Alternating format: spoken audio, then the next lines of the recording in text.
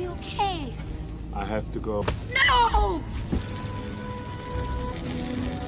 Hey everyone, Thordan Smash here, and today's going to be some pretty interesting news because it does not look like Apex Legends is going to be getting a new map this season because they're actually going to be rebuilding the game a little bit, which could be good news. This is something we've never seen before in Apex Legends. We're going to cover what to actually expect and what Respawn's plan with all this is. We're also going to be about 45 bucks. All you got to do is like, comment, subscribe. You guys know the drill, but without further ado, let's jump into today's topic. So it looks like Apex Legends is going to be doing some crazy stuff for the last half of 2023, things that we've been asking for a very long time. Now, of course, most of you are aware that there is a giant weather update coming to Storm Point. We've seen all the teasers, and there's been a new one as well that shows a giant hurricane moving over to the Fish Farms region, and everyone's really excited for what this means going into Season 18. But it seems to be that there's going to be more interesting information, but it all starts with actually the newest map coming to Apex Legends, because from what I've been told, it does not look like we're going to be getting a new map this season. This would be the first time ever. Every year, there's always been a new one, whether it be World's Edge, Olympus, Storm Point,